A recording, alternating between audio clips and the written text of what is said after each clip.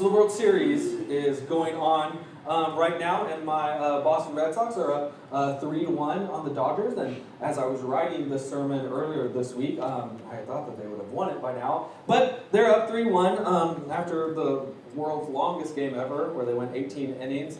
And I know last week I kind of made fun of baseball and talked about how it's the boringest sport and it's way too long, which is evident by having an 18-inning game. It is way too long. But I've been invested in this World Series because I'm a Red Sox fan. And I'm a Red Sox fan because Addis and I, when we lived in Boston, we lived in the Fenway neighborhood.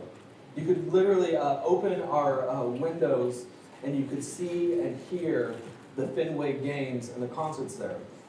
So I've been invested in this year's World Series, and it's had me reflecting on my own Little League days playing baseball.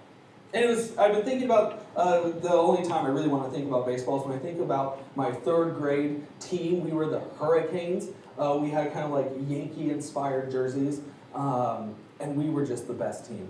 I mean, there wasn't a team that could come close to us playing. I know it's third grade baseball, but it was still awesome how we would just dismantle every single team. Now I've been on teams that also got dismantled, and it's not quite nearly as fun whenever you're the one doing the dismantling. But I was thinking about this game that was like our only game that was close. We were playing this team. It was the only team that had a shot of beating us. And there was this moment in the game where I was playing right field, and it was the bottom of, I think in third grade, we play like 7 innings maybe.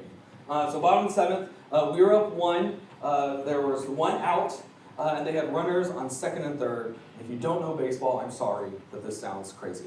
But for you who do, you do know how intense of a situation this is. And so we were playing, and I was in the outfield, and I swear it was the windiest day of the year, and we all knew that they were going to try and hit it into the outfield because third graders don't catch very well. So they try and hit it into the outfield, score their runs, and then they would win. So all the coaches, they begin yelling at the outfield like, "Be ready! Pay attention!" And as a third grader, I was not prepared for this amount of stress and pressure on my life. And so all the coaches, they're yelling at me, and this batter, it was a pitching machine, and so the machine threw the ball, and the batter hit it, and he hit it like straight up, and sure enough, it's coming to me, and I'm thinking like, oh no, like this is it, this is where we lose our game, and the ball's going up, and it's blowing all over the place, and it's like these lights, and the ball's right in the light, and I have no idea what I'm doing, and so I just say a prayer to God, stick my glove up, and I caught it. And it was amazing. And so all the coaches, they went from screaming like, catch it, to like cheering like, woo, he got it. And then they're like, throw it, because one of the kids started running before I caught it. So he was having to come back to his base. And now I have all this pressure, having just caught it. Now I have to make the throw to third base. And I did. And it was amazing, and we won the game. And I'll always remember my dad being in the stands, and he's a huge Jimmy Buffett fan, which I don't know any Jimmy Buffett fans here. Okay, a few, maybe like reluctantly, like I guess I like him. Well, he had this Jimmy Buffett shirt that had like shark teeth on the sleeves, it was a long sleeve shirt, and so when he did this, it looked like a jaw, the shark jaws. And so he gets up and he's just like doing the jaw thing. And it didn't matter that his hands were upside down, so it didn't really work. I was just so happy that I made my dad proud. Well, my dad enjoyed that so much that in 4th grade, he came out of the stands and into the dugout. And that was the best thing. It was so cool to have my dad coach me. It was a really great bonding moment. But something that wasn't cool, that I wasn't aware of, is that all these parents who were in the stands, who enjoyed my dad, didn't enjoy him so much when he got the dugout. As a kid who didn't have a dad as a coach, I was oblivious to what parents would say to coaches. But now that my dad was one of the coaches getting yelled at, I started learning all these new words. And it became shocking to me how much they would scream at the coaches and how they would try, and how as a 4th grader, how mean parents would be about 4th grade baseball. And it showed me that when they were in the stands, they thought they could control everything.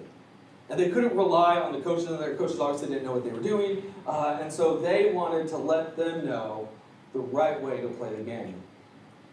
And I tell this story because it was a reminder to me how hard it is for us to put our faith and trust in someone else.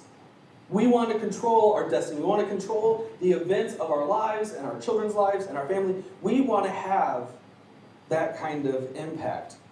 And so it's hard for us to have faith in something that we can't control. We don't want to relinquish any authority over ourselves. As Americans, we're raised with kind of a unique place in the world of individualism, of being able to pull ourselves up by our bootstrap mentality. And that's a really good mentality. It's good to have a strong work ethic, and when things get tough, that we think we can push through and we can just by ourselves achieve success in our destiny. But sometimes that leads to the fact that we don't want help from anyone else. That we don't want trust or have faith in anyone else.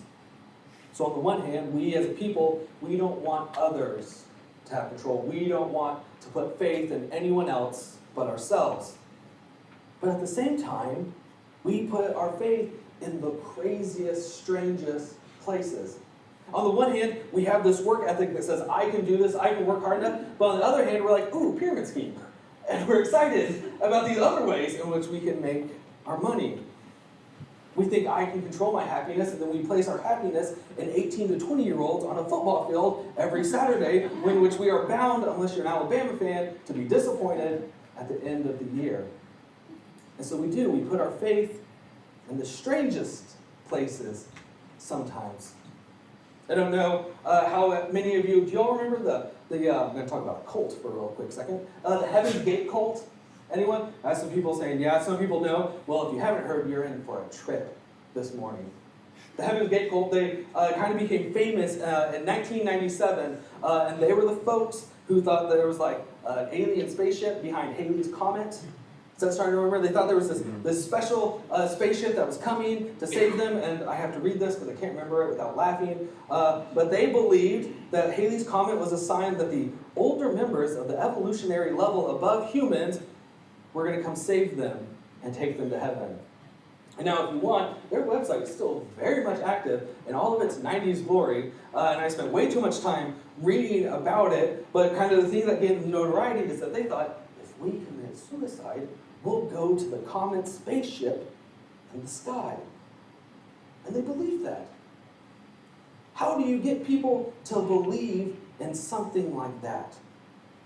And so we as a people, we don't want to put our faith in a lot of things, but then it's so easy for us.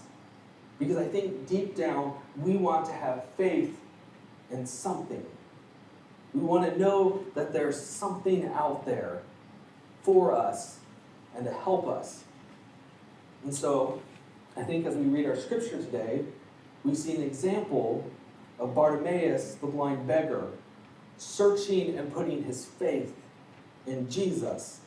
Bartimaeus, he was sitting on the side of the road. They were coming from Jericho, and he was sitting on the outside. And if you think of someone who's a blind beggar, who's an outsider, it's not hard for us to think of what Bartimaeus may have looked like. Probably raggedy clothes, dental hygiene, probably not the best. He's probably poor for those standards. Even the best of those standards are pretty gross for us today. And so you have this man, this blind beggar, just sitting on the road outside day after day, being ignored, not be able to see the looks people are giving him, but maybe be able to feel how much of an outsider and an outcast he is. And so he's out there, and he hears this story. He hears this man named Jesus is coming by, and he thinks, that's my chance. And so he screams out, it's what's called the Jesus prayer. Bartimaeus goes, Jesus, son of David, have mercy on me. Have mercy on me. Jesus, hearing himself referred to this manner, so often in the Gospels, Jesus is not referred to in kind of a proper manner, so he's like, ooh, someone gets it. Who is this person? Who's finally getting that I am this Messiah for the people? And he looks around and he sees that it's this blind beggar, Bartimaeus. And so Jesus calls him over, he says, come to me. And Bartimaeus, he takes his cloak in probably the most like kind of reckless and outlandish and inappropriate, embarrassing fashion. He just throws it and he just runs and throws himself at Jesus. And Jesus asks him, what do you want me to do for you. And so if you remember last week, this is the same phrase that James and John asked Jesus when they say, Jesus, we want you to do whatever it is you want from me. Jesus is like, I'm not going to help you. That's not how it works, James and John. But apparently it is how it works sometimes. Because Jesus is offering this to Bartimaeus, this man who's so low on the social ladder that he's not even on a rung. He's laying in the dirt. But if you've been paying attention, of course, this is who Jesus offers this blank check kind of thing. What do you want from me, Bartimaeus? And in this great kind of poetic storytelling fashion that only happens in the Gospels, of course, it's the blind who can actually see.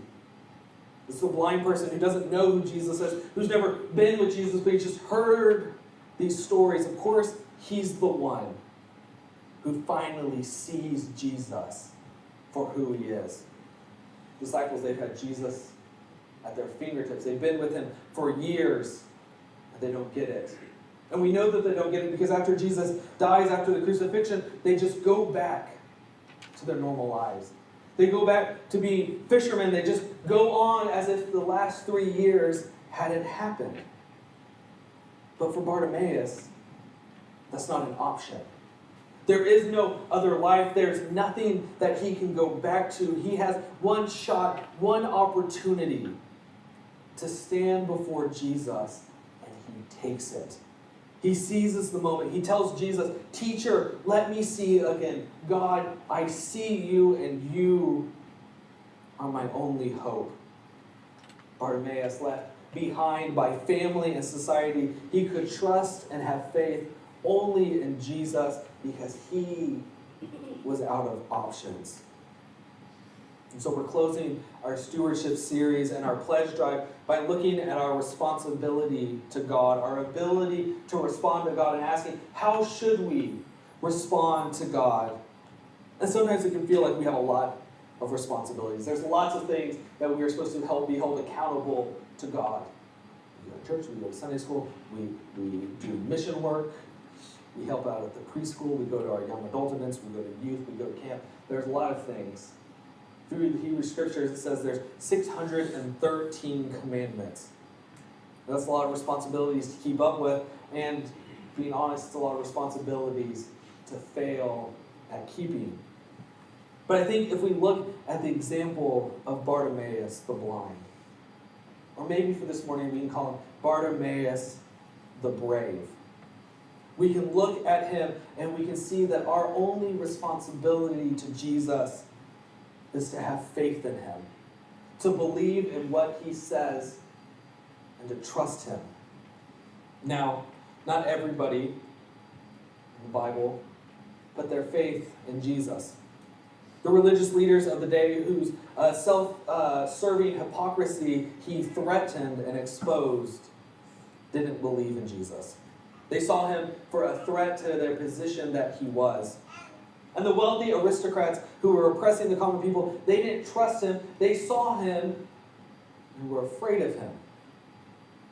But the common people, or the people who are so often forgotten, seemed to flock to him.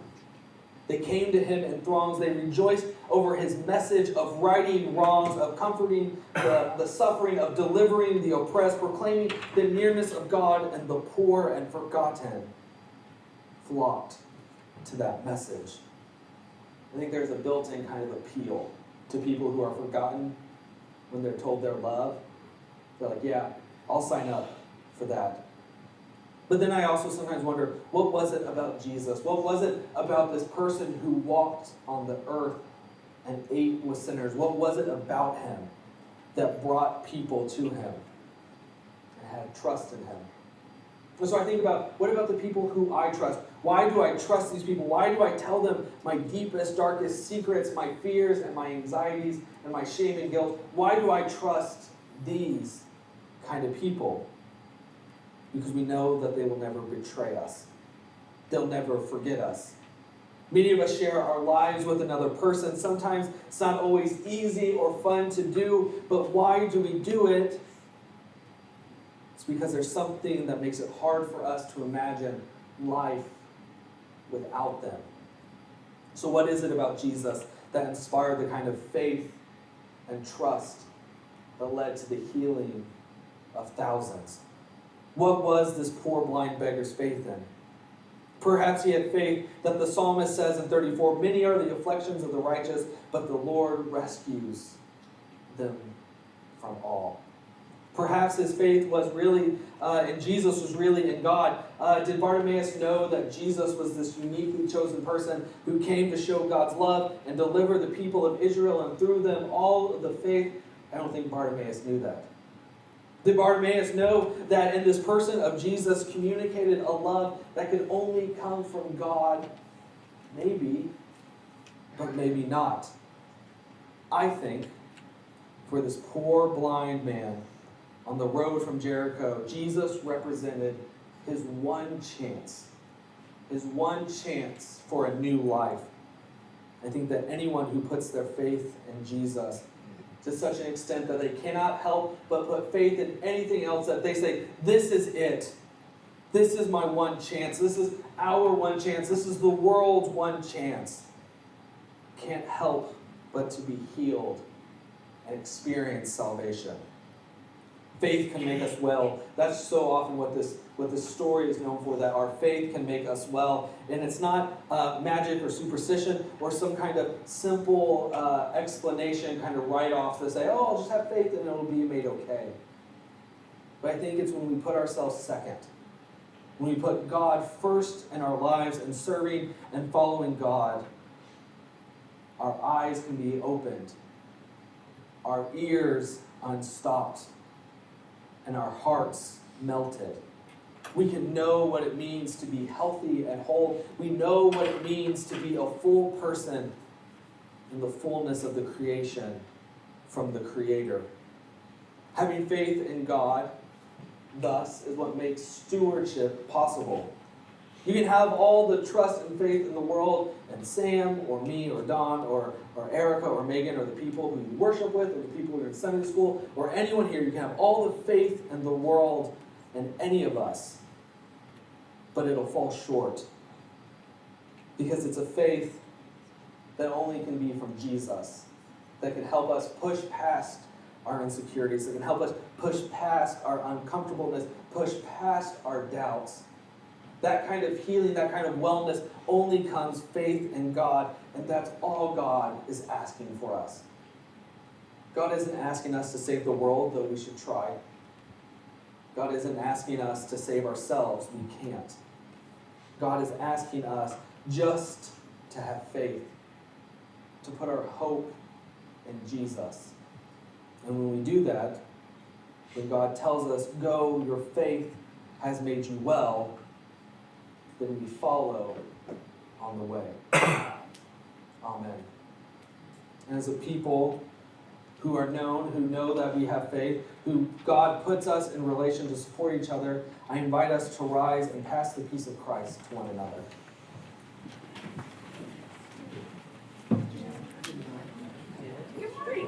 Well, what?